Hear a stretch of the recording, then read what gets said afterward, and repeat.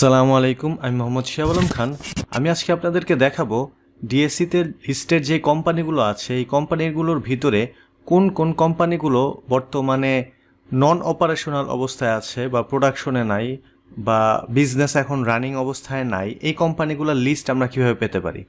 তো নন অপারেশনাল বা প্রোডাকশনে না থাকা কোম্পানিগুলোর লিস্ট পাওয়ার জন্য প্রথমে আমাদেরকে dscbd.org ডিএসসির যে অফিসিয়াল ওয়েবসাইট সেটা আসতে হবে।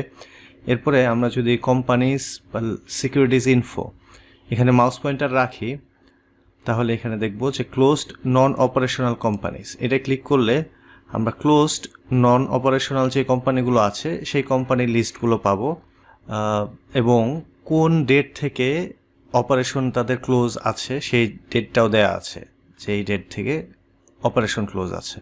নন অপারেশনাল কোম্পানিগুলোর লিস্ট দেখানোর উদ্দেশ্য হচ্ছে যে যারা একদমই নিউ বা যাদের এক্সপার্টিস কম শেয়ার বাজারে ইনভেস্ট করার ব্যাপারে তারা এই লিস্ট আগেই দেখে নিতে পারেন, এজন্য যে এমন কোম্পানিতে তাদের ইনভেস্ট করা উচিত হবে না যে কোম্পানিটি বর্তমানে অপারেট করতেছে না, বিজনেস করতেছে না, যদিও এই কোম্পানিগুলোর শেয়ার ডিএসসিতে ট্রেড হচ্ছে এবং প্রাইস আপ ডাউন হচ্ছে। তো একজন ইনভেস্টর হিসাবে এমন কোম্পানিতে ইনভেস্ট করা উচিত যে কোম্পানিগুলোর অপারেশন আছে, বিজনেস করতেছে, বছর শেষে ডিভিডেন্ড দেওয়ার সম্ভাবনা থাকবে এবং আর্নিংস ভালো থাকবে বা গ্রোথ হওয়ার চান্স থাকবে।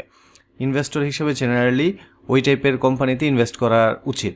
সেই কোম্পানিগুলো যেগুলো অপারেটই করতেছে না সেখানে একজন ইনভেস্টর কেন ইনভেস্ট করতে যাবে? তবে হ্যাঁ, এমন যদি হয় যে এই কোম্পানিগুলো থেকে যেগুলো এখন বন্ধ আছে সেগুলো একটা সার্টেন টাইমের পর রিভাইভ হওয়ার সুযোগ থাকে বা এমন কোনো প্রসপেক্ট যদি থাকে তখন সেটা ভিন্ন কথা, কিন্তু ফর জেনারেল পিপল এমন কোম্পানিতে ইনভেস্ট করা উচিত হবে না যে কোম্পানিগুলো অপারেশনে নাই।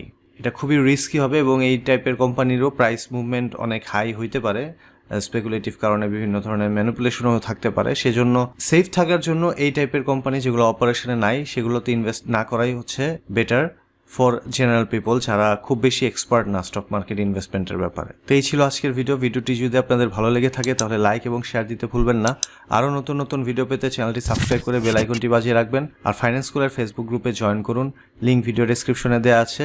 আসসালামু আলাইকুম।